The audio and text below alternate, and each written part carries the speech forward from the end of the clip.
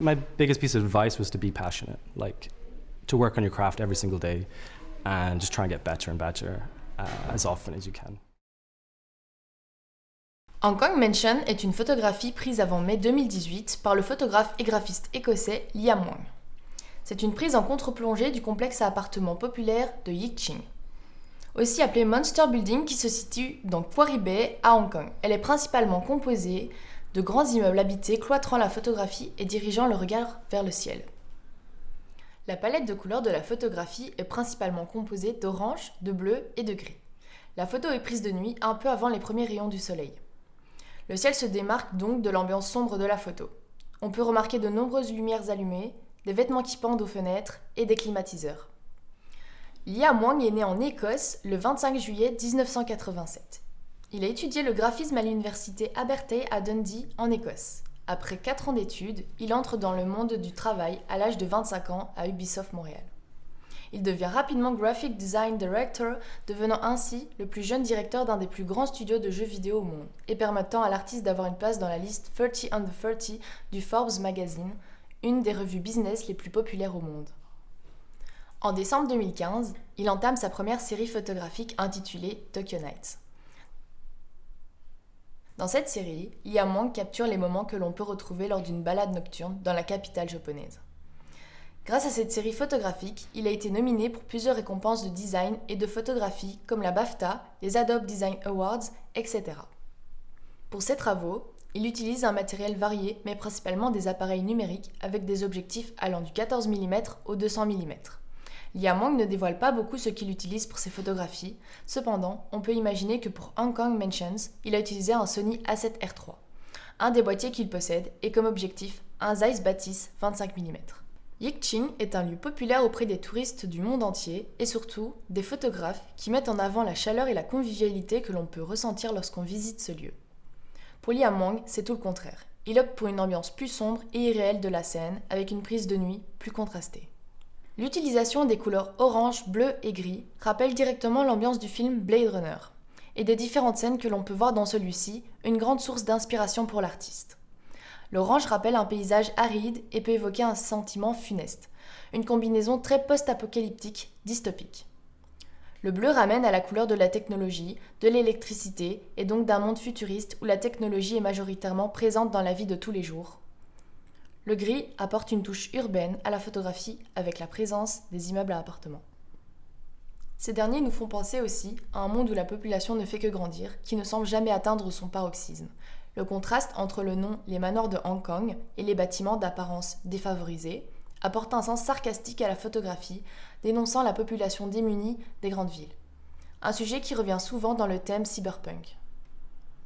Yik Ching est aussi un lieu populaire dans cet univers car c'est un décor de prédilection pour des tournages de films. En 2017, il était le background d'une scène du long-métrage Ghost in the Shell, qui est une adaptation cinématographique de l'animé éponyme de 1995. Une référence dans le monde cyberpunk et dystopique. Un lieu tout donné pour Liam Wang qui y fait référence en publiant la photographie sur les réseaux sociaux. Hong Kong Mansions pourrait s'identifier au mouvement de la nouvelle vision. Plus rien ne dit clairement si cette image d'un couple photographié par l'allemand Umbo doit être vue comme ça ou comme ça. Cette rupture avec la bienséance photographique qui fait basculer l'ancienne ligne d'horizon, c'est ce qu'on appelle la nouvelle vision, une nouvelle manière de voir et de vivre. Commune aussi bien à Lux Fenninger et à ses étudiants jouant du banjo sur le toit du Bauhaus, qu'au nouvel homme socialiste photographié par le russe Rodchenko.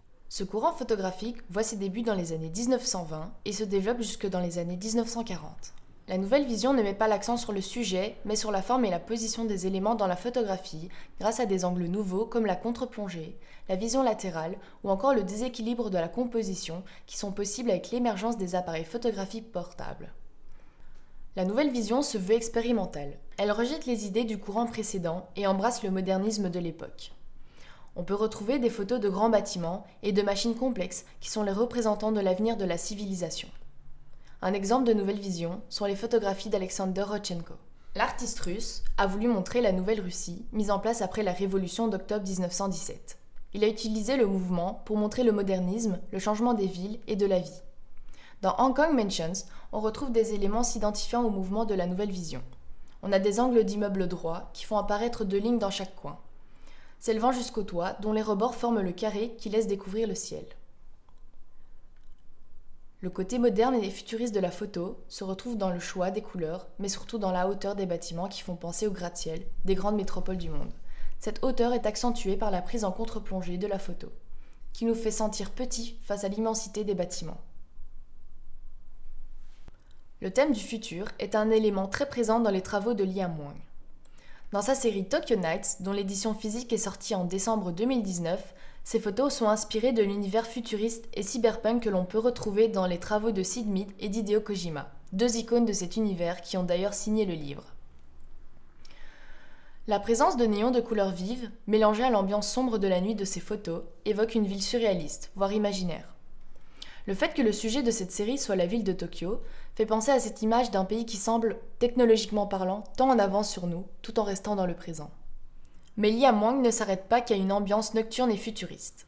Il est aussi inspiré par l'architecture des métropoles asiatiques, comme dans les séries Hong Kong Pastel, Hong Kong Mansions et Mirror's Edge Tokyo, où l'on peut voir des photos prises en journée des bâtiments qui composent les grandes capitales d'Asie. On peut aussi retrouver des séries qui montrent la culture japonaise, qu'elle soit traditionnelle ou moderne. Dans les mini-séries Daydream in Kyoto et Kyoto Matcha Green, on peut retrouver des photos plus sobres et rurales, avec comme couleur prédominante le vert, qui fait référence à la nature abondante du pays, et le rouge, que l'on peut souvent retrouver dans l'art traditionnel japonais. Ce sont des photos de temples, de forêts, de maisons typiques, montrant la beauté de ce qui nous a été transmis depuis des générations. Dans les mini-séries animées Burning in the Skies et Akihabara, c'est plutôt l'influence de l'animation japonaise et des couleurs vives et pastel que l'on peut retrouver. Le monde des animés japonais est un monde enfantin, heureux et rempli d'énergie. C'est pourquoi les couleurs de ces séries sont vibrantes et élémentaires. Ce sont des photos qui paraissent utopiques, en dehors de notre réalité, sorties tout droit d'un animé. Comme exemple, la photo Neo Tokyo est une référence directe au film d'animation Akira de 1988. Et la mini-série Burning in the Skies fait penser à des plans que l'on peut retrouver dans des animés qui veulent représenter la réalité. Je trouve la composition et l'atmosphère intéressantes. On ressent un sentiment claustrophobique avec des bâtiments qui nous entourent et nous offrent, comme seul échappatoire, le ciel de couleur orange. Un orange chaud mais qui peut se présenter comme un faux paradis. Il peut faire penser à un soleil et à un sentiment de liberté mais qui, au final, ressemble plus à un ciel enflammé d'une couleur soufre.